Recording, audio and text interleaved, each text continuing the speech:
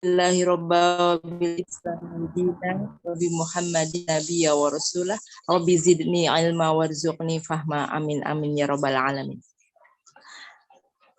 Puji syukur marilah kita panjatkan kehadirat Allah Subhanahu wa taala yang telah mengizinkan kita semua untuk berkumpul di hari Jumat yang penuh berkah ini dalam acara Jumanji, Jumat pagi mengaji bersama Ustazah Hajah Enok Mutia LC MPDI.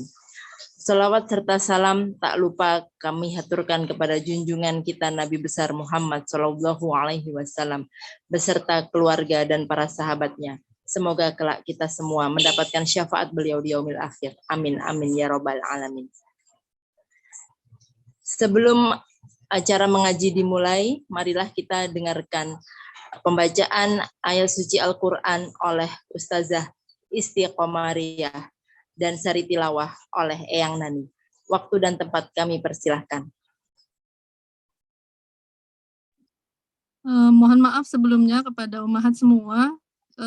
Saya sudah mencoba untuk menghubungi Ustazah Istiqomariah tapi tidak bisa diangkat. Jadi insya Allah saya menggantikan Afwan. Mohon maaf sekali lagi karena kalau harus mendadak diminta ke yang lain mungkin tidak siap ya. Tapi insya Allah saya bantu tilawah. Sari tilawahnya tetap Eyang Nani. Tafadholi Umi. Ya, terima kasih Mifita. Assalamualaikum warahmatullahi wabarakatuh. Waalaikumsalam warahmatullahi wabarakatuh. A'udzu billahi minasy syaithanir rajim. Bismillahirrahmanirrahim. Qul inni umirtu an a'budallaha mukhlishan lahuddin wa umirtu li an akuna awwalal muslimin. Qul inni akhafu in asaitu rabbi azaba yaumin azim. Qulillahi a'budu mukhlishan lahu dini fa'budu ma syi'tum min dunih. Qul innal khasirina alladzina khasiru anfusahum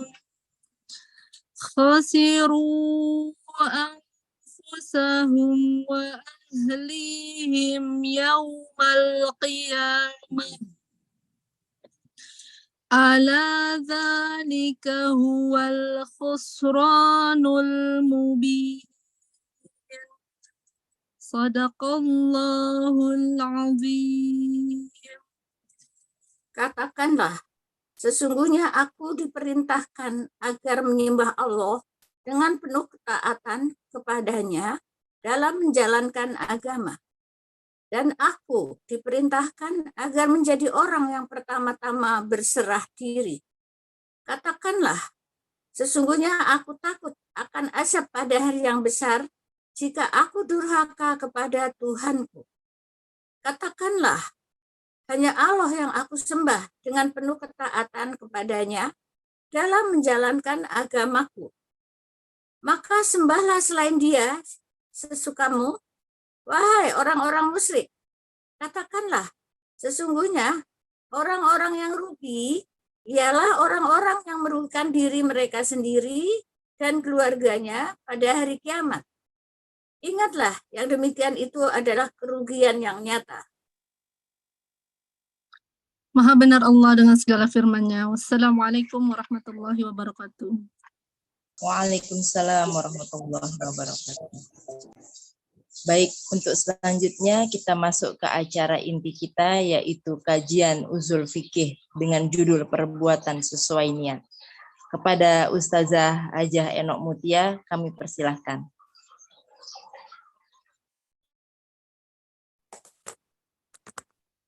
Bismillahirrahmanirrahim. Assalamualaikum warahmatullahi wabarakatuh. Waalaikumsalam Warahmatullahi wabarakatuh. Alhamdulillahirabbil alamin. Wassalatu wassalamu ala sayyidil mursalin wa ala alihi wa ashabihi ajma'in. Rabbi shrah li sadri wa yassir li amri wahlul 'uqdatam min lisani yafqahu qawli. Jamaah kajian sekalian, apa kabarnya ini? Insya Allah. Alhamdulillah sehat. Sehat semua ya. Semoga Ustazah selalu sehat. Ya, alhamdulillah pagi ini kita berjumpa kembali dalam rutin giat kita, yaitu kajian fikih dan usul fikih. Alhamdulillah sampai hari ini kita masih istiqomah, ya, yang istiqomah masih istiqomah dalam kajian kita. Kita berharap yang sedikit ini, ya, kita bersabar, kemudian kita akan mendapatkan yang banyak setelah kita menyelesaikan semuanya. Gitu. Jangan bosan, stay tune, ya, biar silsilah ilmunya nyambung gitu. Nyambung, soalnya kalau kita ngambil sedikit-sedikit kayak apa ya? Apalagi kalau pelaksanaannya kurang, jadi percuma kajian kita.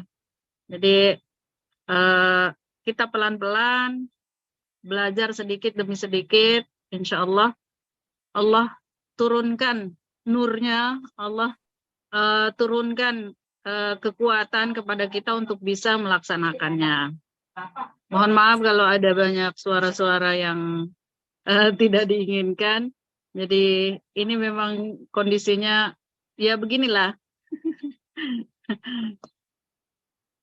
Baik, pagi ini kita masuk pada inti dari kajian kita usul fikih, ya, yaitu qawaidul fiqhiyah.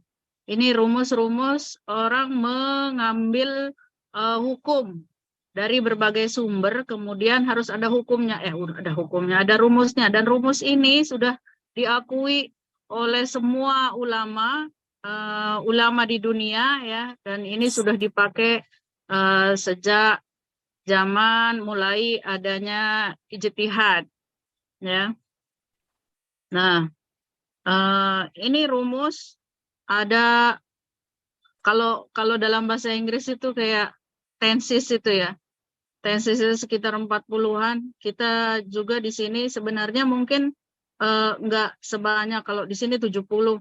Mungkin enggak sebanyak itu, tetapi cabang-cabangnya itu kemudian diberi nomor juga gitu. Akhirnya nampaknya seperti banyak gitu. Ini harus dihafal kalau jenengan mau betul-betul menjadi pakar fikih, ya. Dalam mengambil satu hukum ini harus betul-betul luar kepala gitu. Baik. Pembahasan yang pertama adalah kaidah ula, ya.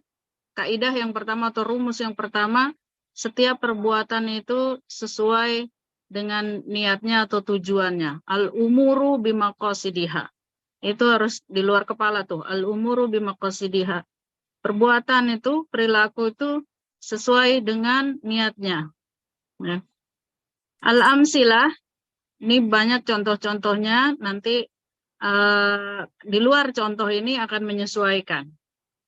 Minha al-wudu'u la budda fihi minal qasdi ay an-niyah. Berwudu itu harus dengan niat. Wa kadzalikal ghusl. Seperti pula mandi wajib, sholat dan puasa. Itu harus diniatkan. Ya, harus diniatkan. Minha ma law ta'ata fi'li syai'in mubahin lahu wa huwa ya'taqidu adamu hilluhu. Jika ia melakukan perbuatan yang hukumnya mubah, tetapi ia berkeyakinan bahwa ia melakukan perbuatan yang tidak halal, seperti ketika seseorang menggauli seorang perempuan, ini suami istri, dan dalam hatinya meyakini bahwa itu bukan istrinya. Oh. Dan maka ia sedang melakukan perbuatan zina. Orang misalnya seperti orang menghayal tuh ya. Menghayal karena mungkin istrinya sudah tua, sudah tidak menarik, mungkin bentuk badannya karena sudah melahirkan 3 kali, 4 kali kan. Jadi melar-melar nggak jelas. Akhirnya dia menghayalkan Luna Maya begitu supaya dia bersemangat. Ya mungkin nggak. Ini contoh. Nah, supaya dia bersemangat sehingga dia bisa melampiaskan hasratnya dan memenuhi kebutuhan istrinya juga gitu. Nah, maka perbuatan itu tetap haram. Karena niatnya itu bukan dalam pikirannya bukan istrinya gitu. Nah, kemudian selain itu contohnya al-aklu wa syurbi idza qusida bihi ma'at taqwa. Ketika seseorang berniat dalam makan dan minum itu taqwa alal ibadah, menguatkan dalam beribadah, maka ia akan mendapatkan pahala. Tapi jika tidak diniati dengan itu, maka ia tidak akan mendapatkan pahala. Selain kenyang, mungkin kenyang iya, tapi pahalanya enggak. Jadi segala sesuatu ini kalau kita bismillah, lillah, ini yang masuk ke ruangan ini belum niat thalabul ilmi, niatkan sekarang bismillah saya thalabul ilmi. Maka pahalanya double-double, ilmunya dapat, pahalanya juga dapat. Gitu. Kadang ilmunya nggak dapat karena kita udah udah sulit mencerna begitu. Tapi pahalanya nanti dapat. Niatnya thalabul ilmi insyaallah baik ya. Kemudian men'asirul aina biqasdil khiliyah awil khamriyah. Selain itu orang yang memeras anggur, memeras itu apa? Blender anggur. Itu kemudian tergantung niatnya apakah dia menjadikan itu cuka atau khamr. Nah, kalau itu dibuat untuk menjadi khamr, nanti akan difermentasi kemudian menjadi minuman keras, maka hukumnya haram. Tidak berpahala, malah mendapatkan dosa. Ya. Kemudian selain itu juga tidak berbicara dengan orang lain, al-hijru fawqa thalatha ayyam, tidak berbicara dengan orang lain di atas 3 hari, itu hukumnya haram jika diniati. Maksudnya nggak mau saya ngomong, nggak mau ngomong, pokoknya benci dengan kebencian, maka itu hukumnya haram, nggak boleh. Kita nggak boleh mendiamkan orang lebih dari 3 hari. Tetapi kalau kita tidak berniat untuk itu, ya memang tidak ada kepentingan kan, gitu. Kita juga jarang komunikasi kan, nggak pernah komunikasi malah. Tapi memang tidak ada kepentingan dan tidak meniatkan untuk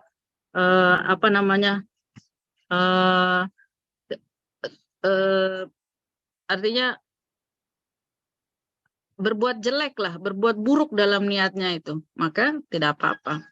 Tapi kalau diniatkan, itu sudah termasuk memutus tali silaturahim, hukumnya haram, berdosa. Kemudian, tarakat tayyib atau tayyub wa zina, meninggalkan wewangian dan berhias diri di atas 3 hari karena berkabung atau kematian seseorang yang bukan suaminya. Itu hukumnya haram, dosa. Bukan suaminya loh, ngapain? Jika ia bertujuan untuk berduka cita, kalau tujuannya untuk berduka cita saja, tidak niat dengan yang tadi itu, saya niat ikut berkabung, tidak berhias diri, kemudian tidak memakai wewangian, tapi bukan suaminya. Tapi kalau hanya untuk turut berduka cita saja, ya tidak apa-apa. Itu sampai sedetil itu loh disebutkan dalam kitab ini. Wa idza akhadha da'in malal mudayyin biqasdil istifa, jika seorang yang menghutangi pemilik harta mengambil harta orang yang punya utang, tapi berniat untuk agar utangnya lunas gitu, maka dia tidak kena hukum potong. Tapi kalau dia ngambil saja, kemudian dia niatnya maling, maka dia kena hukum potong. Dia berdosa.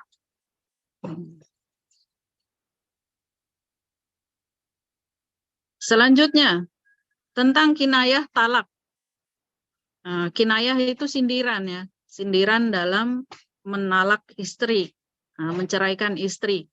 Ketika seorang suami berkata kepada istrinya, kamu adalah perempuan bebas. Perempuan bebas itu artinya tidak punya suami.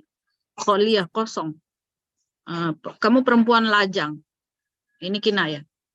Jika ia berniat untuk menjatuhkan talak, maka jatuhlah talaknya.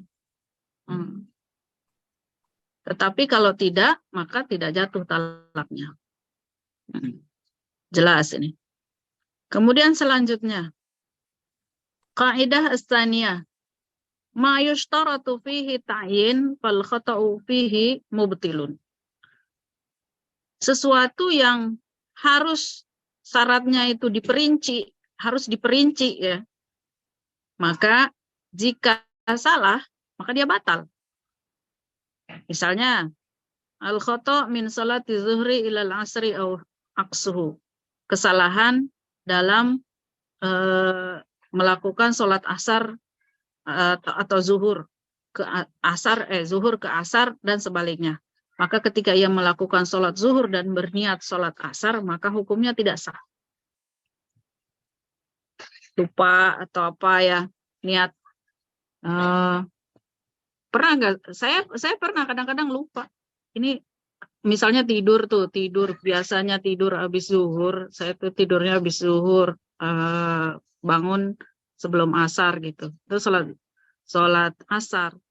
Tiba-tiba tertidur sebelum zuhur. Pas bangun, sholat asar. Azan sholat asar. Padahal itu sholat zuhur. Maka harus diulang, batal. Al-khata'u min kafarati zihara ila kafaratil qatl. Ini kesalahan dalam niat kafarat zihar dan kafarat membunuh. Tahu zihar? Kemarin tuh populer ya, agak rame di Facebook. Orang yang menyamakan istrinya dengan ibunya. Tetapi saya pernah sampaikan mungkin di kelas ini, menyamakan dalam hal seksual ya. Zihar itu asal katanya zohrun, punggung. Punggungmu seperti punggung ibuku. Ngapain lihat punggung ibunya kalau bukan, artinya dalam syahwat ya. Tapi kalau mungkin mijetin ibunya, ya anak laki kalau sudah dewasa biasanya risih dia untuk memijat sampai membuka baju ibunya, kan hal yang tabu di kita. Biasanya mijet ya dari luar saja, tapi kalau sampai mengatakan kepada istrinya, punggungmu seperti punggung ibuku, maka itu termasuk zihar. Haram untuk digauli. Dan dia harus membayar kafarat. Kafaratnya sama dengan kafarat membunuh. Membunuh tanpa sengaja. Membunuh sengaja ya. Membunuh orang. Membunuh sama muslim. Kafaratnya itu membebaskan budak, kemudian puasa 2 bulan berturut-turut, atau memberi makan 60 orang miskin. Nah, kalau misalkan salah niatnya, niat kafarat zihar atau kafarat membunuh, maka dia batal. Karena ini harus diperjelas. Ini syaratnya harus diperjelas secara rinci. Al-khata' min rawatibiz zuhri ila rawatibil asr. Lupa niat sholat rawatib zuhur atau rawatib asar. Ini juga batal. Sholatnya sholat zuhur, rawatibnya asar nggak ada. Habis sholat asar ya, sebelum asar masih ada. Nah, sebelum zuhur masa mau tidak jelas niatnya itu, maka harus dijelaskan niatnya. Kemudian al-khata' min salati Idul Fitri ila Idul Adha wa aksuhu. Kesalahan dalam niat salat Idul Fitri dan Idul Adha atau sebaliknya. Maka harus diperjelas, batal kalau tidak jelas. Kesalahan dalam niat salat 2 rakaat sunnah ihram ke 2 salat rakaat sunnah tawaf dan sebaliknya. Biasanya kalau sebelum berihram kita ke miqat dulu, ambil miqat, wudhu, kemudian sholat sunnah di situ. Nah, sholat sunnah di situ, sholat sunnah ihram. Kemudian begitu sampai di Masjidil Haram, kita boleh sholat dulu, sholat sunnah tawaf, atau boleh sesudah sholat sunnah, sudah tawaf baru sholat sunnah, sholat sunnah tawaf. Al-khata' min shaumi Arafah ila shaumi Asyura wa aksuhu. Kesalahan dalam niat puasa Arafah ke puasa Asyura dan sebaliknya. Nah, ini karena harus diperjelas niatnya. Kalau salah dalam niatnya, maka batal. Nah, kemudian kaidah yang selanjutnya, ma yushtaratu ta'arud lahu, yang tidak disyaratkan, maksudnya global ya. Nah, tidak disyaratkan secara terperinci niatnya. Ketika seorang menyatakannya dan ia salah, dia memperinci niatnya, hal itu akan menjadi mudharat. Nah, ini mudharat saja nih, dorun. Nawal iqtida bi Zaidin fabana Amron.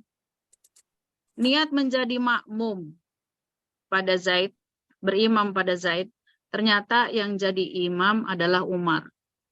Jadi sesuatu yang tidak harus diperinci niatnya itu. Apabila dia memperinci niatnya, kemudian salah, maka dia batal. Dia menjadi makmum pada Zaid.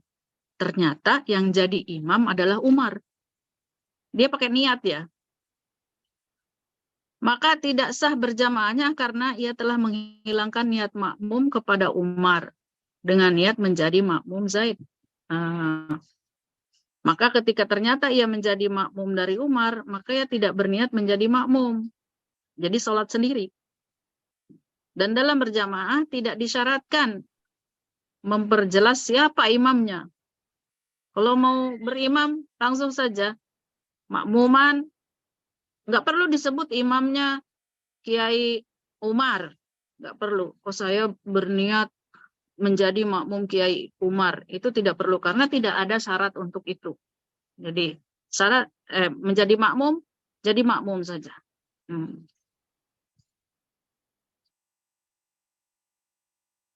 Kalau misalnya dia niat makmum kepada Kiai Umar, ternyata yang menjadi imamnya adalah Kiai Amin, maka sholatnya masih terus, tapi niat jamaahnya batal.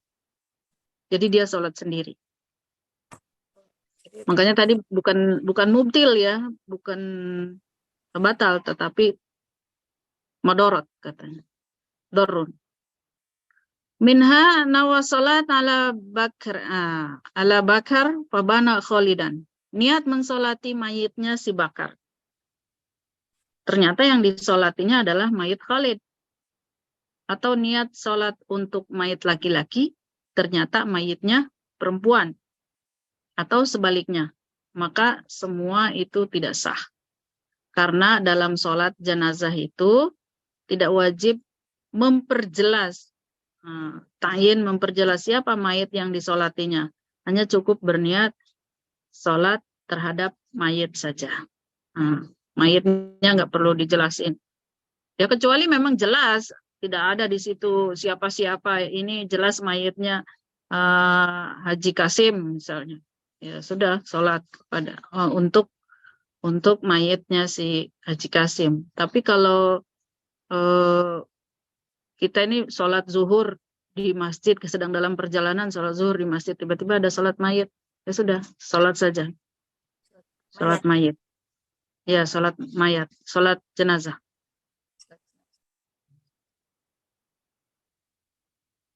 Kemudian, man sholla ala mauta, barang siapa melaksanakan sholat untuk mayit yang jumlahnya banyak, maka dalam sholat itu tidak diwajibkan melakukan memperjelas jumlah mayit-mayit itu.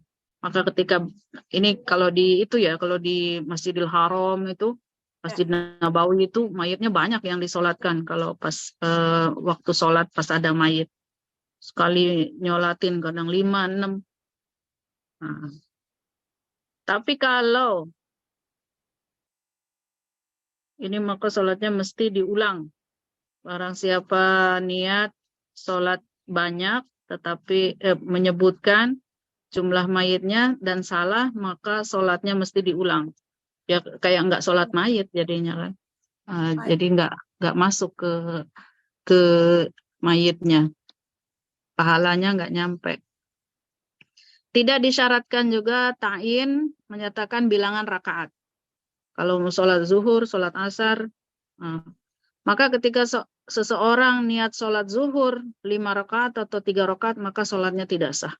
Ya jelas kalau udah niat sholat zuhur, jelas 4 rakaat. Sholat asar jelas 4 rakaat gitu. Tidak disyaratkan. Kalau mau menyebut juga rakaatnya tidak apa-apa. Yang pasti jelas gitu. Kemudian, jika seorang telah menyatakan mengeluarkan zakat untuk hartanya yang gaib. Harta yang gaib apa? Kapal, punya kapal pesiar. Kapal, tiba-tiba ternyata ya, harta yang gaib telah rusak atau hilang. Maka zakat untuk harta yang gaib itu tidak bisa dijadikan sebagai zakat harta yang masih ada. Udah nggak ada gunanya gitu. Hartanya dizakati tapi ternyata nggak ada. Kemudian kaidah yang keempat, mala yushtaratu ta'arud lahu jumlatan wala tafsilan idza ayyanahu wa akhta'a lam yadur. Jika tidak disyaratkan menentukan atau tidak menentukan, tidak memperinci. Ketika seorang memperinci dan ia salah, maka hal itu tidak akan menjadi madharat. Kalau ini tidak menjadi madharat, seperti apa? Al-khata' fi ta'yini makan. Kesalahan menyatakan tempat sholat. Makanus sholat itu. Maka ketika seorang niat sholat zuhur di Mesir dan ternyata ia berada di Mekah, maka tidaklah batal sholatnya. Ini mohon maaf ya, konteks kitabnya memang Zaid, Umar, kemudian sholat di Mesir, sholat di Makkah gitu. Kalau kita kan, kita semua ya mungkin yang di Jepang, mungkin sholat niatnya di Indonesia. Maka tidak batal ini karena apa? Karena menyatakan tempat itu bukan sambungan dari niat sholat. Jadi tidak apa-apa, lanjut saja sholatnya, dia tidak batal. Al-khata' fi ta'yini zaman, kesalahan dalam menyatakan waktu sholat. Ketika seorang niat melaksanakan sholat asar pada hari Kamis, ini harinya ya, hari Kamis, ternyata hari Jumat, maka sholatnya itu tidak batal. Ini harinya. Jadi hari tidak mempengaruhi. Iya, tidak harus berniat sholat zuhur di hari apa, tidak harus berniat sholat asar di hari Jumat. Oh ini hari Jumat, niat sholat hari Jumat, sholat asar hari Jumat. Gitu. Itu enggak harus, tapi tidak batal ketika kita salah dalam meniatkan waktu sholat itu, harinya gitu. Al-khata' fi ta'yinil imam man yusalli khalfahu. Kesalahan atau pernyataan imam tentang makmum yang ada di belakangnya. Ini saya imam, makmum saya menentukan nama makmum saya di belakang. Maka ketika salah tidak apa-apa, tidak menjadi batal karena imam itu tidak harus menyebutkan siapa makmum, tidak harus menentukan siapa makmumnya. Tidak ada syarat bagi imam untuk menentukan siapa makmumnya, tidak juga niat untuk menjadi imam. Nah, imam sholat itu tidak harus berniat saya menjadi imam atau imaman gitu. Kecuali niat menjadi imam sholat Jumat. Udah dibahas kemarin di fikih itu. Yang harus berniat imamnya itu adalah diantaranya imam sholat Jumat. Karena bisa jadi kan hari itu ada dua sholat. sholat zuhur dengan sholat Jumat, maka imamnya harus ta'yin, menentukan dalam niatnya itu bahwa dia akan menjadi imam sholat Jumat. Kemudian ini nanti jenengan ngulang-ngulang ya. Nanti dikompers gitu. Oh, ini yang ini nih kemana hukumnya, supaya dalam mengambil hukum, menentukan hukum yang lain, sesuatu yang terjadi dengan kita, oh ini sebenarnya tidak disyaratkan untuk menentukan niatnya, ini secara global saja, tidak apa-apa, oh ini masuknya ke sini, berarti sah sholatnya, tidak batal sholatnya, ini lanjut saja gitu. Nah, jangan sampai salah menentukan hukumnya. Ini ya kita sudah tahu rumusnya. Nah, lanjut. Maqasidul lafdi ala niyatil lafis. Maksud daripada satu ucapan tergantung orang yang melafazkannya, mengucapkannya. Nah, ini kayak pernah dulu siapa? Nusron Wahid ya. Ini ramai dulu. Siapa yang tahu niat seseorang itu kecuali orangnya. Nah, tapi kita ini kadang kan nggak gitu, kalau sudah dilempar ke media sosial, maka semua akan bisa menghukuminya, memberikan ta'liq, memberikan komentar itu karena sudah dilempar ke permukaan. Nah, kecuali ya kita niat sedekah. Ini nanti ada nih, sebentar ya. Nah, laukana ismu jauzatuhu, andai nama istrinya itu taliq, namanya cerai, atau yang dicerai, atau mempunyai budak perempuan bernama Hurrah, bebas. Maka ketika ia memanggil istrinya, ya taliq, hai perempuan yang dicerai, atau memanggil budaknya, ya Hurrah, hai budak yang merdeka. Jika ketika ia memanggil bertujuan untuk mentalak istrinya, atau memerdekakan budaknya, maka terjadilah keduanya itu. Maka terjadi cerainya. Tapi kalau tidak memanggil karena niat itu, hanya memanggil saja, maka tidak jatuh talaknya. Tapi ini kan bahasa Arab. Kalau kita manggil cerai, ada namanya cerai? Nggak ada ya. Atau budak perbudakan udah nggak ada di kita. Itu zaman dulu. Lau karara lafdhu talaq salasan bila atfin. Jika seseorang mengulang lafaz talak sebanyak 3 kali untuk mentalak istrinya, dengan tidak ada huruf atafnya, tidak ada kata sambung, maka jika ia bertujuan mengulangi lafaz itu dengan mulai dari awal, maka jatuhlah talaknya 3. Saya talak kamu, dan saya talak kamu, dan saya talak kamu. Nah, itu ataf dan itu huruf sambung, kata sambung, maka jatuh talak 3. Tapi kalau misalnya saya talak kamu, saya talak kamu, saya talak kamu, kalau dia hanya untuk memperjelas talaknya itu 1 kali, gitu, tanpa ataf, tanpa kata sambung.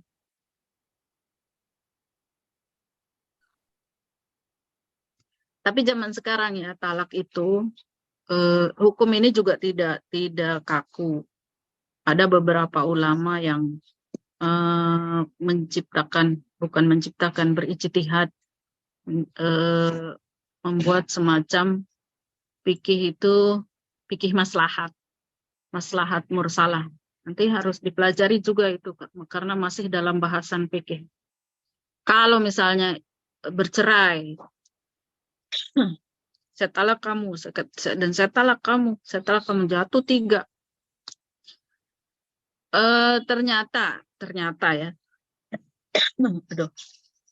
ternyata pernikahan masih mendatangkan maslahat daripada perceraian. Misalnya ada anak yang harus diurus, masih kecil-kecil, butuh perlindungan ibu bapaknya. Si suami menjatuhkan talak 3 itu karena emosi, kemudian si istri masih berat cintanya kepada suami, maka talak 3 itu bisa jadi talak rujuk, bisa jadi talak 1 gitu. Jadi kadang orang melihat maslahat. Jadi boleh kembali si istri. Tapi kalau misalnya talak 1, kondisi suaminya itu KDRT, terus tidak bekerja, tidak menafkahi, anak-anak terlantar, maka jangankan talak 3, talak 1 pun nggak perlu balik suami istri itu. Nah gitu. Jadi ada maslahat sekarang tuh ya, kayak orang mencuri karena lapar. Nah, dia juga tidak dikenai hukum potong tangan gitu, bahkan tidak dipenjara karena dia mencuri itu kelaparan dan orang di sekitarnya tidak peduli, maka hukumannya sebenarnya kepada orang-orang yang tidak peduli gitu.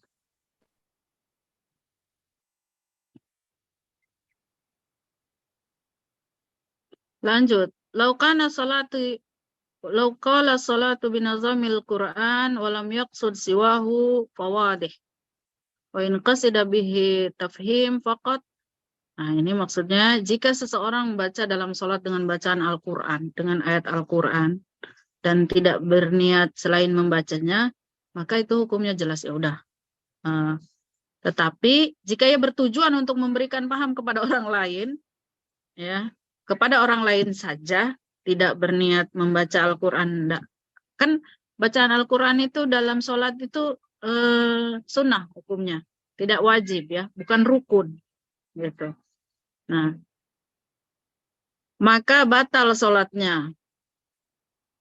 Tetapi jika berniat dua-duanya, maka sholatnya tidak batal. Begini nih, dalam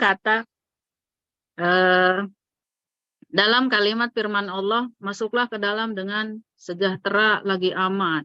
Udkhuluha bisalamin aminin. Ini ayat Al-Quran. Satu ketika sedang sholat, jenengan sedang sholat. Ya. Tiba-tiba ada tamu. Ini orang Arab lah, mestinya ngertinya kan bahasa Arab ini. Sedang sholat. Nah, tiba-tiba dia membaca, ada tamu ya, udah buka pintu. Assalamualaikum, halo. Nah, bacalah dia ayat ini, masuklah ke dalam dengan sejahtera lagi aman. Udkhuluha bisalamin aminin. Tamunya ngerti, masuk dia. Pertama, apabila dia berniat untuk membaca Al-Quran saja, tidak berniat memahamkan orang itu, maka dia jelas, itu hukumnya ya sholatnya aman, ya tidak bermasalah. Tetapi apabila dia berniat memahamkan orang saja, tidak berniat dalam membaca Al-Quran dalam sholat, maka sholatnya batal. Tapi dia berniat kedua-duanya, sholatnya tidak batal. Ngerti nggak? Iya. Dia memahamkan orang, tapi dia juga niat baca Al-Quran, dalam baca surat lah dalam sholat itu. Maka dia tidak batal sholatnya.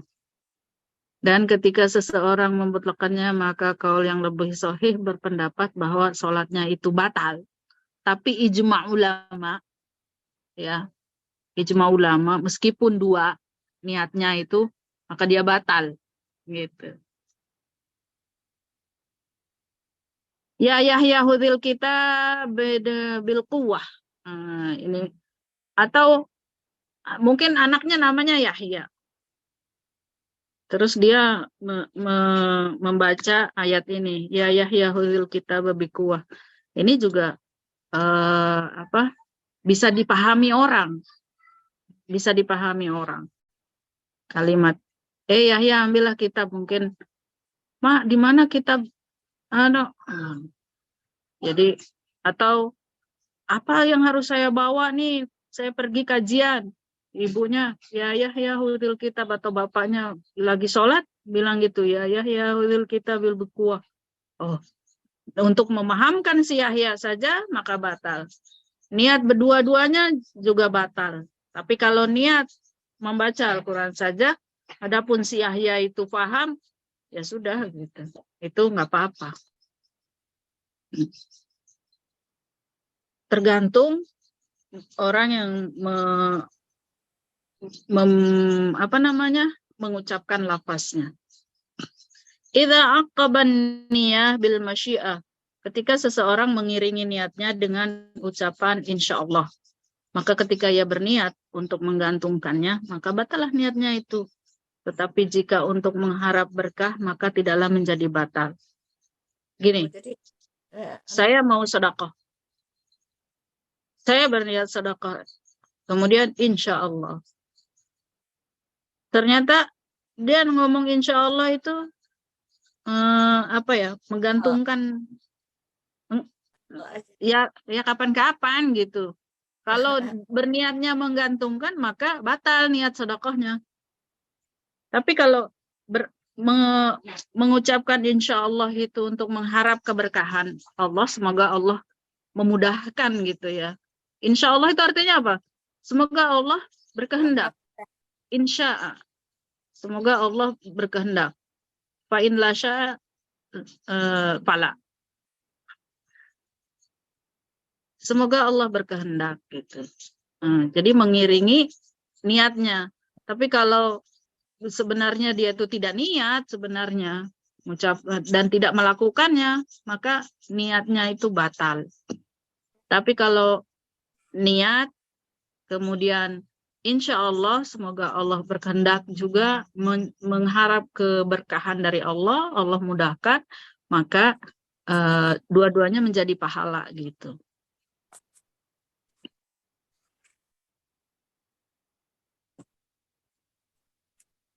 Atau hanya memutlakkannya, mutlak niat saja, tidak menggantung, juga tidak mengharap berkah. Kalau yang sahih maka hukumnya batal. Sama kayak tadi tuh. Nah, qala sallallahu alaihi wasallam, qala Rasulullah, apabila salah seorang idza syakka ahadukum fi sholatihi, ragu-ragu dalam salatnya, maka ia tidak mengetahui apakah ia sholat pada rakaat ketiga atau keempat, maka buanglah yang ragu-ragu. Yang empat itu berpeganglah terhadap apa yang ia yakini. Kita sholat nih, ini rakaat ketiga atau rakaat keempat, ragu-ragu tiga, maka tinggalkan yang tiga, sholat yang ke rakaat keempat. Jadi buang ragu-ragu itu, yakin saja. Padahal sudah 4 rakaat, naik lagi jadi 5 rakaat. Kalau yakin itu rakaat keempat, yakin saja. Maka nanti masuk ke kaidah ke-6, al-yaqinu la yazalu bisyak. Keyakinan itu tidak akan hilang oleh keraguan. Nah, itu nanti. Itu nanti. Ini saja 5 kaidah. 5 kaidah. Ini harus diulang, dibaca, dipahami, diulang, dibaca, pahami lagi. Oh ya. Kemudian di-compare ke di-compare di apa sih? Misalnya ada permasalahan yang lain gitu, disesuaikan kemana dia masuknya gitu. Nah, baru bisa menentukan hukumnya apa gitu. Tuh. Sampai situ dulu. Silakan, monggo. Terima kasih. Saya serahkan ke moderator lagi.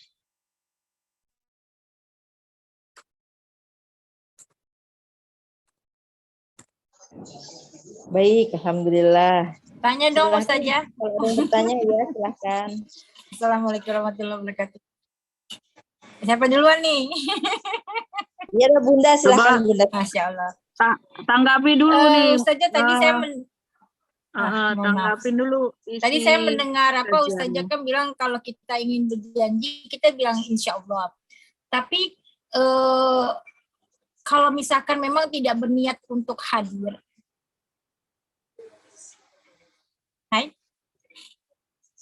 Kalau tidak berniat untuk hadir, misalkan dia sebenarnya nggak mau hadir, tapi dia ngucapinnya ya insya Allah.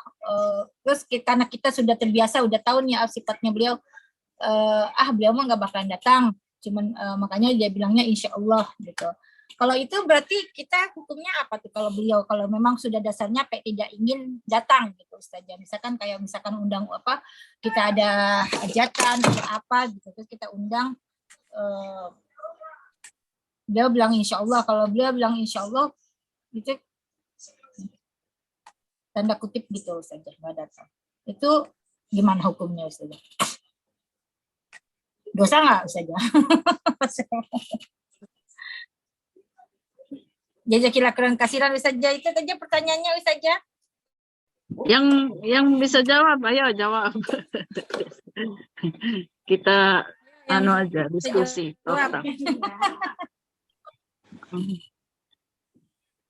Gimana Mbak Neneng itu? Ada. Yang Mbak Neneng ada standby. Masih di sekolah. Maksudnya lain. jawab itu pertanyaan itu. Umi Sina tadi ya? Bismillah. Ya. Coba jawab ya Ustazah. Ya. Kalau tadi kan dari kata Insya Allah tadi ya sudah dijelaskan sama Ustazah tadi kan. Semoga Allah mengizinkan, ya kan? Hanya saja kalau menurut arti pengertiannya sebenarnya insya Allah di sini kan artinya berarti 90% itu kita sendiri sudah yakin. Kecuali kalau Allah berkehendak lain. Berarti secara keyakinan manusia itu adalah 90%. Hanya saja kalau misalnya kita kan melesetin gitu ya. Jadi insya Allah itu sebagai tanda daripada ngomong enggak, untuk lebih sopannya kita ngomongnya insya Allah begitu kan. Tapi insya Allahnya kita, khususnya orang Indonesia itu sekitar 20% gitu. Jadi sebenarnya penolakan. Berarti sebenarnya itu sudah menyalahi niat gitu ya, sudah menyalahi niat. Kalau misalnya niat kita 20% itu loh. Kok tahu udah 20%?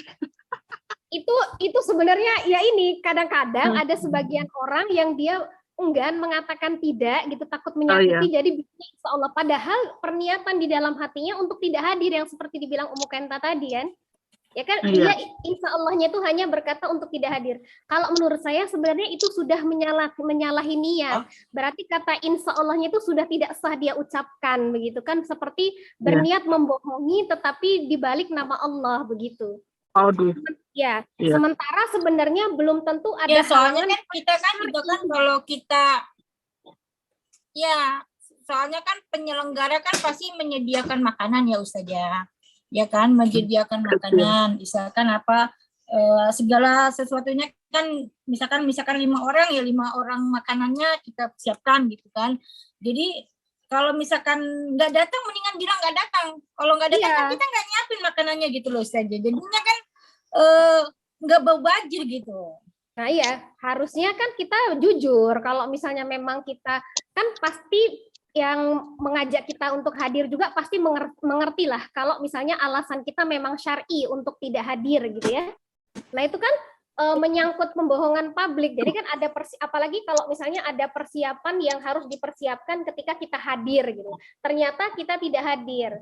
Sebenarnya bisa digantikan mungkin posisinya oleh orang lain gitu. Tapi kalau menurut yang dikata insya Allah itu sendiri, berarti kan sebenarnya secara keyakinan manusia itu sebenarnya mendekati 90%. Tapi kita tidak boleh 100% karena kita tidak boleh mendahului kehendak Allah gitu ya. Tapi maksudnya tidak direncanakan kita, Allah aja sebenarnya mungkin mengizinkan gitu, tapi kita sendiri yang membatasi halangan untuk hadir. Tapi kalau misalnya seumpama kita bicaranya begini, misalnya bisa Ustazah Neneng bisa hadir seperti ini, afwan Umi, saya mungkin tidak bisa hadir gitu ya. Saya mungkin tidak bisa hadir karena ini alasannya. Tetapi insya Allah, ya kan, qadarullah kalau Allah mengizinkan mungkin ada kesempatan untuk saya hadir. Memang itu kecil, tapi disampaikan dulu alasannya, kejujuran kita kemungkinan tidak hadir.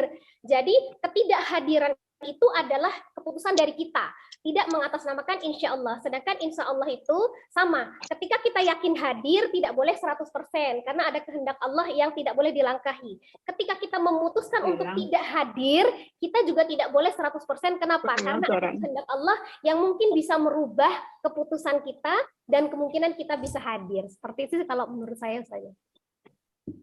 Tergantung niat. Iya. Kita ini tidak menghukumi niat orang.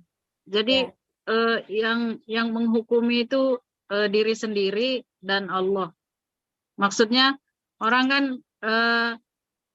seperti kalau saya menggambarkannya berniat sedekah, insya Allah sedekah lah, insya Allah sedekah. Tetapi insya Allahnya itu, kalau dia niatnya itu hanya menggantung saja, ya entahlah kapan-kapan gitu, dan ternyata dia tidak melakukan sedekahnya, maka niatnya itu yang kan niat itu udah berpahala. Ya. Nah, dia menggantungkan dengan niat insya Allah. Kalau dia niat menggantungkan dan ternyata tidak melaksanakan, maka batal niatnya itu, tidak berpahala niatnya itu. Tapi kalau misalnya dia berniat, saya mau bersedekah, insya Allah. Nah, insya Allahnya itu niatnya berharap keberkahan dari Allah sehingga Allah memudahkan begitu. Ketika dia tidak melakukan niatnya itu, tidak bersedekah, dia tetap dapat pahala gitu. Ya, karena kesempitannya mungkin ya Ustaz ya, seperti ya. itu. Artinya dia sudah melibatkan Allah dalam hal itu. Gitu. Ya. Sama mungkin ya dengan kalau dia menghadiri, kita undang untuk menghadiri satu acara, kewajiban dia adalah menyambut atau menghadiri undangan itu. Adapun dia mengatakan, insya Allah saya menghadiri undangan itu. Nah, apabila dia niat dengan insya Allahnya itu hanya bahasa saya aja, padahal dalam hatinya tidak berniat, maka justru malah dia tidak berniat juga, tidak ada niatnya, tidak ada pahala niatnya gitu. Tapi kalau dia memang berniat, insya Allahnya itu adalah mengharap kemudahan dari Allah, dan dia tidak hadir, maka dia tetap dapat pahala. Gitu. Nah, dapat pahala atau enggaknya itu kan kita nggak tahu dia. Niatnya kan di hati orang. Gitu. Makanya saya nggak bisa menentukan dia niat itu 100% apa 20%. Jadi sebagai penyelenggara seharusnya itu ya. Tergantung niat ya. Berhusnuzon aja. Tadi kalau berhusnuzon aja gitu lah ya. Iya, kalau mau dia datang mau nggak datang sediakan aja ya sejumlah itu. Enggak, kalau Sina bilangnya dia itu kalau insya Allah itu jelas nggak datang. Nah, udah jangan disiapkan. Hadir. Nah ya. Udah jelas. Ustazah kalau seperti ini gimana? Ustazah kalau menurut dengan kebiasaannya. Ustazah kalau seperti ini saya bilang insya Allah. Insya Allah kan kalau Allah atas izin Allah. Tapi gini loh, bisa aja kita nggak niat. Tapi kalau qadarullah Allah menggerakkan hati kita kan bisa. Jadi insya Allah yang katanya saya tidak niat, tapi saya bilang insya Allah tiba-tiba Allah menggerakkan. Nah jadi insya Allahnya bisa tidak niat tiba-tiba Allah gerakan bisa Allah insya Allah ya, qadarullah nggak bisa juga. Jadi kita nggak bisa menyamakan 90% atau 100%, betul ya Bu. Tadi saya pikirnya seperti itu. Jadi saya niat tidak niat selalu bilang insya Allah. Jadi saya tergantung kepada Allah. Tiba-tiba saya hatinya digerakkan, tadinya nggak mau, tiba-tiba datang. Tadinya mau, tiba-tiba enggak. Nah, seperti itu. Kedua, saya pernah punya kejadian kemarin waktu itu ada taklim.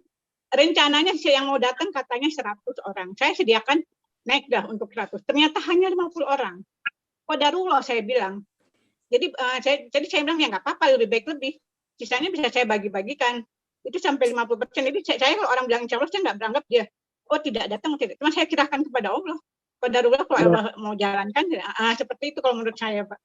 Iya. Insya Allah. Insya Allah. Saya insya Allah apaan nih? Satu lagi. Insya Allah khair. Maksudnya semoga Allah memberkati. Iya. Misalnya sedekah tadi ya Bu Saja. Waktu itu ada mau bangun suatu pesantren. Terus dibilang ke jamaah siapa yang mau sedekah dengan membeli tanah misalnya semeter jadi sekian, setengah meter. Terus saya bilang ya udah oke, insya Allah saya bilang gitu ya. Berapa meter pasangan gitu kan? Ya udah oke sekian. Terus saya tanya, batas waktunya kapan? Terus dia bilang, sampai punya duit gitu. Nah, cuman emang sampai sekarang belum terrealisasi. Jadi, tapi tetap itu dianggap sebagai niat ya, Bu Saja ya. walaupun belum, Iya. karena kan sampai ada dananya dia bilang. Itu gimana tuh? Iya. Hah? Ya nggak apa-apa. Nggak apa-apa Nanti ya? kalau nanti pas ngeluarin duit ya niat lagi. Oh gitu ya. Jadi Iya. sampai ada dana baru kita niatin lagi. Bener Iya. Karena dia bilang sampai ada Biasa. dananya. Jadi Kalau nggak ada kalau batas mau waktunya. kalau orang tasawuf bilang niat itu udah setengah pahala ya, udah setengah melakukan sesuatu. Itu baru niat gitu. Maka pahalanya udah dapet. Nah, kalau niat kemudian tidak ada usaha, otomatis ya kalau ada sesuatu yang diniatkan ada usaha. Kalau usahanya nggak ada, paling tidak pahala niatnya udah dapet. Nabung dulu Dan ya. jangan dibatalkan niat itu. Iya. Iya, jazakallahu khairan Bu Ustazah. Jazakallah khairan Ya. kasihan saja. Ustazah Neneng, terima kasih banyak. Silahkan. Berarti Vita mau bertanya apa Baiti? Bu Nurbaiti ya. Iya, Ustazah. Silahkan. Dulu saya pernah belajar sama Ustadz siapa ya, saya juga lupa deh. Jadi gini, jadi boleh kita memberitahukan bahwa kita kondisinya sedang sholat ketika ada tamu gitu loh. Itu sebenarnya termasuk yang tadi nggak sih yang membatalkan sholat itu? Jadi misalnya kita lagi baca Al-Fatihah atau baca surat pendek, jadi mengencangkan suara aja gitu loh. Misalnya Bismillahirrahmanirrahim gitu. Padahal kan sebenarnya tadinya posisinya misalnya siang hari, suaranya kan berarti kan lagi dikecilin kan gitu. Tapi kalau untuk ngasih tahu kalau kita lagi sholat, jadi belum bisa menerima tamu, kita mengencangkan suara itu nanti masuk boleh. ke situ nggak sih Ustazah gitu? Itu boleh. Itu boleh ya kalau mengabari bahwa kita sedang sholat, tetapi tidak menambah niat yang lain. Maksudnya ini kan dalam bacaan Al-Quran kalau tadi itu ya, bacaan Al-Quran yang ada yang bisa dipahami gitu. Tapi kalau memberitahu kita sedang sholat dengan ucapan subhanallah juga bisa. Orang salah dalam gerakan sholat dan bacaan sholat juga boleh kita mengatakan subhanallah untuk memperingatkan bahwa dia salah gitu. Kemudian orang sedang sholat, ada tamu misalnya mengencangkan bacaannya atau mengucapkan subhanallah juga boleh gitu. Atau Allahu Akbar, mengencangkan gerakan dengan bacaannya saat pindah gerakan gitu ya. Nah itu boleh, hukumnya boleh. Tapi kalau bacaan ayat Quran yang mengandung makna double, ngasih tahu orang dan selain itu dia baca Quran tadi kan, makanya ayatnya itu diperjelas seperti udkhuluha bisalamin aminin, itu ayat Al-Quran. Ayat Al-Quran, masuklah ke dalamnya dengan sehat sejahtera gitu. Hanya dia ngerti masuk.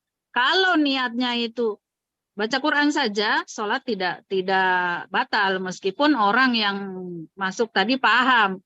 Tapi kalau dia niat juga memahamkan orang, maka sholatnya batal. Gitu. Ya. Terima kasih Ustazah penjelasannya. Sama. Ustazah, nanya Ustazah. Ya. Ustazah, kalau misalnya ada orang yang masbuk dengan menepuk punggung misalnya begitu, tapi niatnya tadinya dia sholat munfarid sendiri gitu, terus ada yang mau masbuk, itu gimana niat si imam ini harus berubah apa gimana Ustazah? Enggak, imam ini kan tidak harus meniatkan dirinya imam. Tidak harus meniatkan dirinya imam. Kemudian dia menjadi imam karena ada orang tepuk bahunya atau ngomong gitu di belakang. Kadang kita mau ngomong sambil mohon maaf ya, kadang kita sering bercanda gitu. Imam gitu kan. Nah, ya nggak apa-apa. Ya, tidak wajib meniatkan dirinya. Oh, gitu, nggak perlu meniatkan si imam ini ya? Iya. Oh, ya, lanjut saja sholatnya. Tetap dia imam. Jazakillah khair Ustazah. Sama-sama. Wa iyyakum. Tafadhal Uktidian. Uktidian Ustazah, baru add saya di Facebook ya? iya. Oh iya. Kemarin siapa yang add saya di Facebook tapi nggak pakai namanya, ngilang terus. Apa punya saya apa? Bukan. Yang Ma atau siapa? Tapi bukan namanya gitu. Jadinya saya siapa ya yang mau saya konfirm? Kayak nama sosmed mungkin. Iya. Silakan. Afwan agak belum. Yang pertama itu tentang hubungannya niat ini tadi. Kalau saya pribadi sih ada niat pengennya anak itu nantinya belajar di pondok. Karena mau jadi apapun beliau nanti dewasanya, yang penting dasar agamanya biar kuat gitu. Tapi ternyata kita diskusi sama suami itu beliau agak kurang setuju. Kurang setujunya banget sih, karena menurut beliau saya terlalu memaksa anak.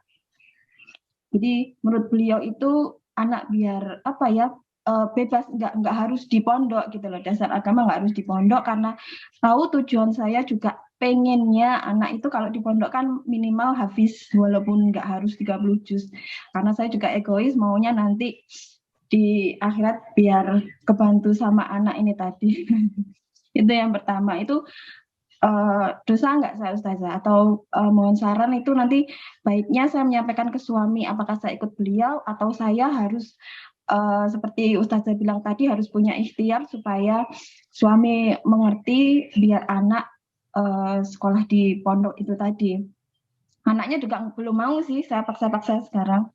Itu yang pertama. Kemudian yang kedua Ustazah, saya mendengarkan ceramah seorang ustadz bahwa mengajari anak supaya tidak bakhil, yaitu dengan memberi uang saku yang lebih untuk membeli apapun walaupun dia nggak butuh. Jadi ada pedagang kecil, maksudnya ada pedagang kecil harus dibeli, jadi dibeli walaupun nanti nggak dimakan.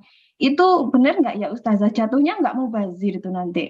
Kemudian yang ketiga ceramah Ustazah Aisyah Dahlan itu tentang anak juga, bahwa kita harus mengajari anak sedini mungkin untuk tidak membalas bully, karena ada ilmunya katanya kalau kita tidak membalas bully mulai dari anak, nanti dewasanya dia akan terbiasa tidak membalas bully orang, apalagi verbal. Paling tidak ini yang dibicarakan verbal aja. Jadi karena malaikat, kalau kita yang nggak membalas, malaikat yang akan membalas. Seperti itu. Mohon sarannya Ustazah. Jazakallahu khairan. Baik. Ini kayaknya udah agak keluar sedikit ya dari kajian kita. Yang pertama tentang niat menyekolahkan anak di pesantren. Kemudian suami tidak setuju dan mungkin suami berharap anak bisa belajar agama meskipun tidak di pesantren. Oke.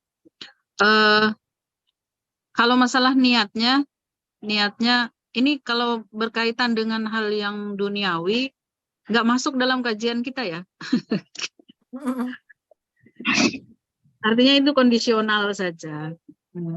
Jadi ya niat memasukkan anak ke pesantren maksudnya gimana, dapat pahala enggak? Kalau kita ini pikir ini begitu, pahalanya batal apa enggak ketika anak tidak dimasukkan ke pesantren? Niatnya insya Allah baik dan itu dapat pahala ya dari Allah Subhanahu Wa Taala gitu. Tapi kalau tiba-tiba ternyata anaknya tidak mau mondok juga, ya nggak masalah dengan niat ibunya, nggak ada masalah. Nah, sekarang bagaimana? Ini keluar dari kajian kita ya. Gimana kalau ingin masukkan anak ke pesantren, suami tidak setuju? Yang penting kalau bagi saya anak terpenuhi belajar agamanya dan mempraktekannya. Di pesantren itu intinya adalah bukan hanya belajarnya, mengkajinya, bahkan mungkin kajiannya dia sedikit di pesantren itu, tetapi prakteknya praktek sholat yang setiap hari 5 waktu itu awal-awal mungkin agak berat, tetapi lama-lama anak itu akan terbiasa. Dan setelah keluar juga anak itu terbiasa melakukan sholat, terutama ya sholat, baca Quran. Itu aja mungkin harapan kita ketika anak itu mondok gitu. Selain itu perilaku-perilaku yang mungkin lebih baik lah dibanding anak-anak luar yang biasa warawiri di pusat keramaian atau ngumpul-ngumpul nongkrong-nongkrong dengan teman-temannya, atau biasa main HP ya, main game, mabar. Kalau yang di luar pesantren, kalau di pesantren mungkin lebih disiplin itu. Tapi kalau ilmunya mungkin ya sama saja dengan yang di luar gitu. Kalau dia memang fokus pada agama. Nah, kalau misalnya tidak bisa menyekolahkan anak di pesantren, otomatis ibu bapaknya harus ekstra mendidik anak dalam hal agama, termasuk ya kajian begini tidak tabu untuk anak. Jadi fikih, hadis, tafsir harus dipahamkan kepada anak, dan itu mungkin berat kalau kita niatnya anak itu agar paham maksimal tentang agama. Nah, itu masalah ke pesantren ya. Yang kedua apa Mbak Dian? Ceramahnya Gus Baha Tentang mengajari anak supaya tidak bakhil, Ustazah. Oh, tidak bakhil. Kalau misalnya dengan cara memberikan uang belanja yang lebih, kemudian membeli barang-barang yang mungkin dia tidak butuhkan, ya itu sih kalau konsep saya ya tidak pas gitu. Jadi saya justru malah orang yang mungkin agak perhitungan pada anak. Tapi alhamdulillah anak-anak tidak bakhil. Artinya begini, saat masih kecil anak-anak itu masih umur belum sekolah itu biasa kan orang jualan lewat sembarangan makanan segala macam gitu, atau ke Indomart ya ke Minimart gitu, atau ke yang besar Hypermart gitu kan, banyak mainan sekolah, apalagi ke mall.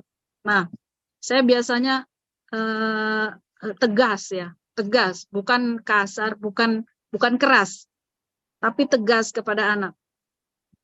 Adik boleh ikut ke mall, boleh ikut ke supermarket, mau apa? Misalnya beli mainan. Adik boleh ambil mainan yang harganya ditentukan harganya 20.000 gitu. Itu kalau saya. Terus kalau ada orang lewat jajanan misalnya dia lagi flu, pilek ya, dia biasanya nanya dulu, mama punya uang nggak gitu. Terus ya sudah, kalau nggak punya uang nggak. Anak saya terbiasa begitu ya. Nah, ketika ada tukang sayur lewat, saya stop, terus saya keluarkan dompet, duitnya banyak. Anak saya itu langsung protes, mama bohong katanya. Bohong apa? Katanya nggak ada uang. Terus itu banyak di dompetnya. Maka saya dudukkan anak saya itu. Saya bilang, lihat ini uangnya di dompet mama banyak. Tapi ini uang untuk bayar listrik supaya rumah kita tidak gelap.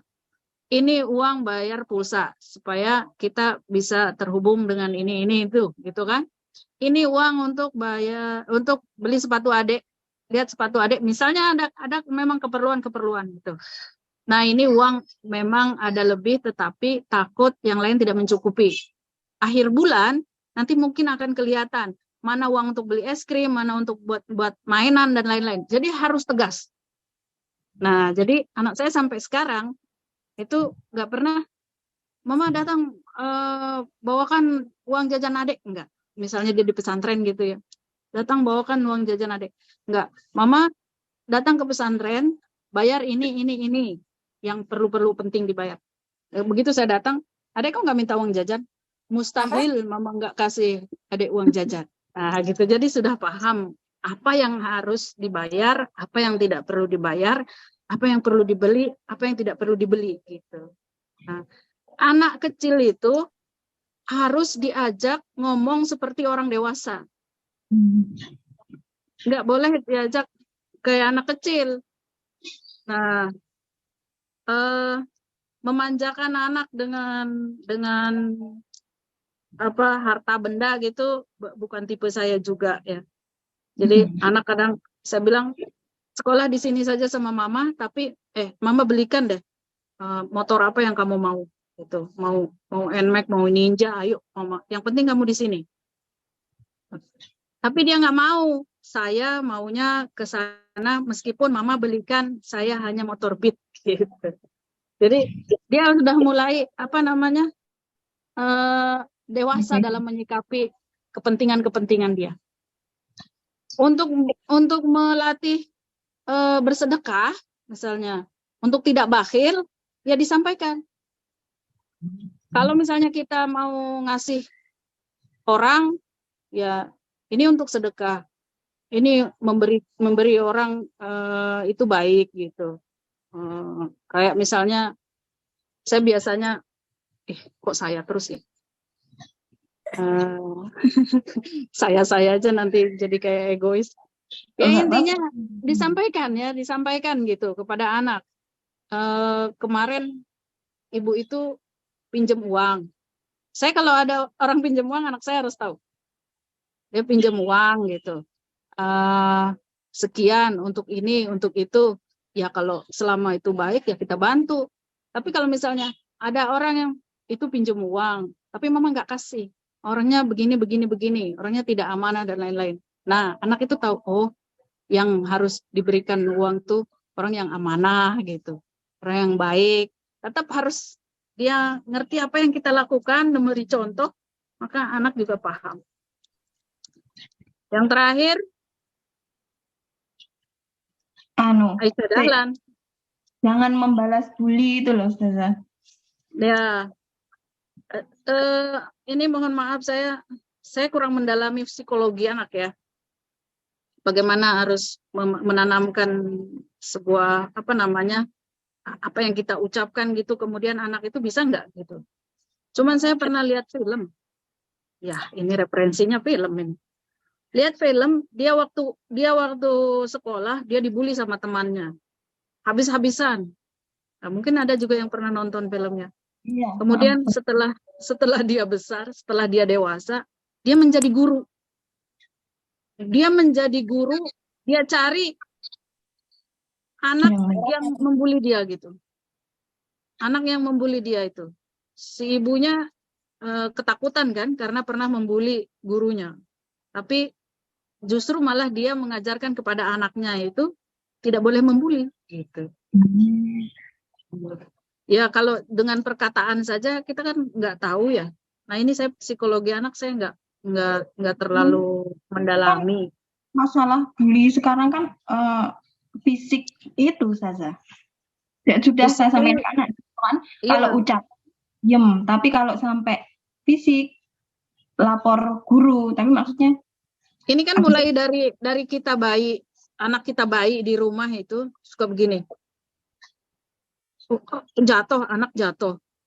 Siapa yang galak? Ini lantainya nakal. Dipukul. Nah, ini kan perilaku yang salah kita kan. Seharusnya kan kenapa jatuh? Adek kurang hati-hati gitu. Ini lantainya licin kan begitu. Saya pernah anak saya nangis, anak terakhir itu dulu masih SD. Dicuri anunya sama kakaknya permennya. Kakaknya langsung bersepeda ke sekolah gitu. Dia nangis, nggak mau berangkat ke sekolah, nangis karena kesel permennya dicuri sama kakaknya. Saya nggak membela anak saya bilang, kamu nangis sekarang. Pertama terlambat ke sekolah, kedua kakakmu nggak balik, ketiga permenmu juga mungkin sudah habis. Kalau kakakmu balik permenmu sudah habis. Sekarang hentikan nangismu. Ini anak kelas 2 SD, kan belum paham yang begitu cara saya sekarang hentikan tangismu, pergi ke sekolah, nanti pulang ketemu sama kakakmu. Saat itu nanti mama tagih sama kakakmu, permennya mana? Gitu. Berhenti dia. Nah, kalau kita ngajarin anak, nanti curi lagi permennya itu, nanti mama bantuin. Aduh, ini kan perilaku yang direkam sama anak. Gitu. Jadi kita harus betul-betul tegas. Nggak boleh membuli, laporkan pada guru. Kalau gurunya tidak respon, kita orang tua yang tegas. Saya sering begitu. Anak saya menggambar, dia bukan menggambar, ngambil gambar hewan-hewan yang halal katanya gitu kan, ini pelajaran fikih.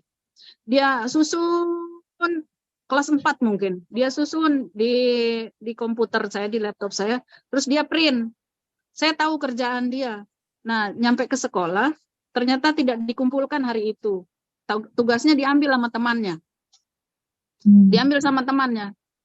Minggu depannya dikumpulkan, duluan temannya ngumpulkan kan. Tapi dia sudah kasih nama di bawah itu di tip X gitu sama temannya, tulis nama dia. Anak saya pulang nangis. Tugas saya sudah dicuri, terus sudah dikasih nama sama temannya, itu dikumpulkan kepada gurunya. Saya datangin gurunya. Udah lapor belum ke gurunya? Udah, tapi gurunya diam aja. Saya datangin gurunya. Karena kebanyakan gitu, Bu. Nah, ini nggak boleh dibiarkan, Bu Guru.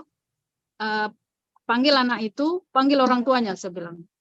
Saya suka begitu, kalau membela anak tidak tanggung-tanggung. Ya artinya dalam hal kebaikan ya, supaya anak ini tidak kemudian mencuri lagi punya orang. Anak pertama saya pernah ikut-ikutan mencuri dengan sepupunya. Saya cubitin sampai biru semua. Saya cubitin badannya itu. Kan kalau mencubit, memukul tanpa tidak melukai muka atau patah tulang itu kan boleh. Saya cubitin, terus saya kurung di dalam kamar. Nggak boleh keluar, saya nggak kasih makan. Seharian dia lapar. Baru dia ampun, mama ampun. Saya nggak lagi ikut dia gitu. Dia bagus. Nggak boleh mencuri. Sampai sekarang nggak lagi. Gitu. Ya kita harus tegas ya. Tegas pada anak. Selain ucapan yang kita sampaikan, juga ada tindakan yang continue. Mbak Dian anaknya masih kecil-kecil? Iya, kalau kakak itu cenderung introvert soalnya, kalau adik enggak ekstrovert. Insya Allah aman. Kakak ini kadang malah adiknya juga ikutan bully, makanya bapaknya itu cenderung ini ngajarinya mungkin kadang bertolak belakang sama saya karena cowok, jadi biar balas gitu loh. Padahal kan kalau balas kan sama aja didik dia sama tukang bully, jadi terus tapi memang kalau cuma lapor ke guru itu nggak efektif sekarang, guru nggak ini kurang, iya, karena samperin gurunya. Samperin gurunya. Itu adik, anak makanya saya nggak ada yang ikut bimbel. Saya bilang kalau anak saya harus ikut bimbel, harus ikut les tambahan di luar sekolah gitu ya. Saya bilang apa gunanya anak saya sekolah? Ya udah ikut bimbel aja. Homeschooling. Kan kita ada guru, kok dia masih harus belajar matematika dari nol gitu. Udah sedapatnya aja. Anak saya tiga-tiganya nggak ada yang ikut bimbel GO apa itu di luar kata. Dan alhamdulillah lancar sekolah. Iya. Pak, padahal kalau hari-hari tertentu kan kadonya bagus-bagus ya. Cuma kalau ada problem itu kadang kayak kurang aja. Iya. Tapi adik saya, jadi anak-anak cenderungnya biasanya langsung lapornya ke tantenya, kan kalau tantenya kayak Ustazah gini, jadi langsung maju, kan anaknya 5 soalnya. Jadi memang garang. Ya ini jadi ibu juga ini, kita harus tegas sama pengajar-pengajar. Memang banyak guru-guru yang usaha juga. Iya, kebanyakan fisik soalnya Ustazah yang bikin saya khawatir itu. Mungkin ada guru, Bu Guru di sini. Silakan dijawab Bu Guru. Enggak masuk. Yang guru Ustazah Wiwin itu guru itu. Ya, silakan dilanjut.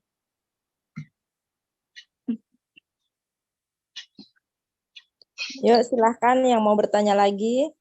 Kalau mengerti semua, ini nggak ada yang sama suaminya kan di sebelahnya, saya agak nggak ada. Kenapa emang? Malam Ustazah. Oh iya, mudah-mudahan. Enggak, saya pakai baju agak ngatung, terus ini tangannya nggak terlalu tertutup. Nggak kelihatan. Silakan Mbak Pita. Ya, silakan yang mau bertanya lagi. Aduh, kenapa gelap muka saya? Pindah dulu. Kurang glowing. Kurang pencahayaan.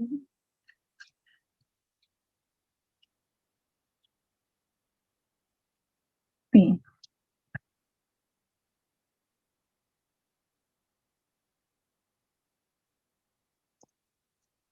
Ya, Ustazah, sepertinya sudah tidak ada yang mau bertanya. Masih mau dilanjutkan materi lagi atau bagaimana? Oh, ya kita cukup saja materinya karena nanti harus pindah ke kaidah yang lainnya. Berbeda kaidah nanti panjang lagi. Biar minggu depannya lagi. Minggu depan fikih ya, fikih. Kalau ini kan usul fikih. Fikih Safinatun Najah. Untuk yang baru gabung boleh dicek-cek. Yang anggota tetap mohon aktif karena nanti kita bertanggung jawab memberikan sertifikat ya. Sertifikat itu harus dipertanggungjawabkan baik kita yang panitia maupun yang anggota. Ya meneneng ya. Nanti dikasih sertifikat ijazah sudah menyelesaikan usul fikih mabadi awaliyah. Taunya kurang aktif dan bolong-bolong gitu pemahamannya. Nah, kalau misalnya ada yang kurang-kurang didiskusikan dan kita saling memperbaiki. Iya, Ustazah enak.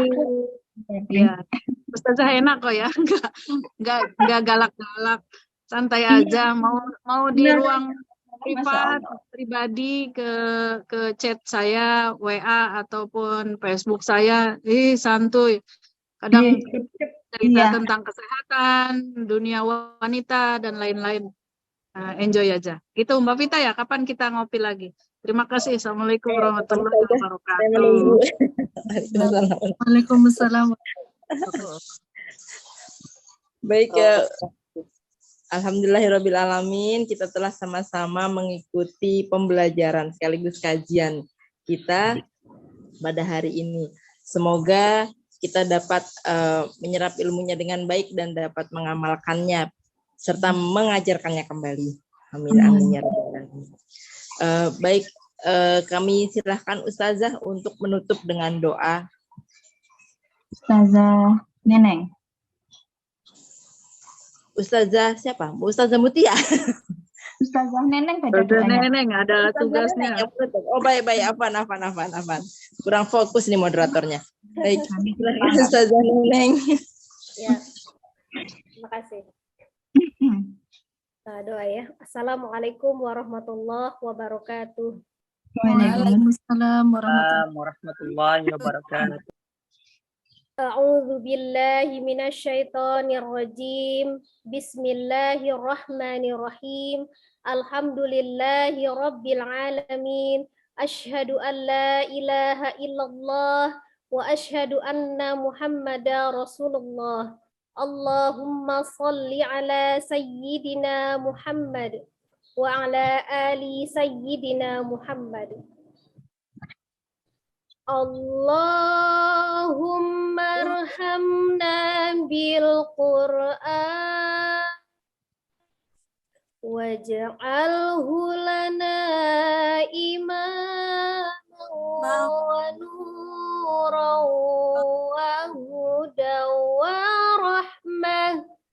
Allahumma dzakirna minhu ma nasina wa 'allimna minhu ma jahilna warzuqna tilawatahu ana al-laili wa atrafan nahar waj'alhu lana hujjatan ya rabbal alamin. Amin amin ya rabbal. Ya Allah, rahmatilah kami dengan Al-Quran, jadikanlah ia pimpinan, cahaya, petunjuk dan rahmat. Ya Allah, ingatkanlah kami apa yang terlupa darinya. dan ajarkanlah apa yang tidak kami ketahui darinya, dan berikanlah kami rezeki membacanya sepanjang siang dan malam. Serta jadikanlah ia hujah penolong kami, wahai Allah, Tuhan semesta alam. Rabbana anfa'na bima 'allamtana. Rabbi 'allimna alladhi yanfa'una. Rabbi fakkihna wa fakkih ahlana wa qarabatil lana fi dinina tawassalna bita'limin antarzuqanal wasi'ah wa antarzuqanal amanah. Ya Allah, berikanlah kami manfaat dari apa yang telah Engkau ajarkan pada kami. Ya Allah, berilah kami pengetahuan terhadap apa yang bermanfaat bagi kami. Ya Allah, berilah pemahaman kepada kami dan pada keluarga kami, serta para kerabat kami dalam memahami agama. Kami bertawassul dengan belajar. Kami bertawassul dengan mengajar, agar Engkau beri kami rezeki yang luas dan agar Engkau beri kami rezeki amanah. Rabbana afrigh alaina sabran wa sabbit aqdamana. Rabbana atina fid dunya hasanah wa fil akhirati hasanah wa qina adzaban nar. Subhana rabbika rabbil izzati amma yasifun wa salamun alal mursalin walhamdulillahi rabbil alamin. Ya Allah, curahkanlah kesabaran atas kami dan teguhkanlah pendirian kami terhadap cobaan dan kebenaran. Ya Allah, berkahilah semua ilmu yang kami dapat selama kegiatan ini, sehingga kami dapat mengamalkan setelah kami bubar dan ke rumah masing-masing, sehingga kami bisa menjadi suri tauladan dalam keluarga, masyarakat, bangsa, dan negara. Amin. Shadaqallahul adzim. Wassalamualaikum warahmatullahi wabarakatuh. Waalaikumsalam warahmatullahi wabarakatuh. Jazakumullah khairan katsiran, sahabat semua. Jazakillah khair Ustazah atas ilmunya. Marilah sama-sama kita tutup majelis ini dengan membaca doa kafaratul majelis. Subhanakallahumma wa bihamdika asyhadu an la ilaha illa anta astaghfiruka wa atubu ilaik. Assalamualaikum warahmatullahi wabarakatuh. Waalaikumsalam Assalamualaikum warahmatullahi wabarakatuh. buat kita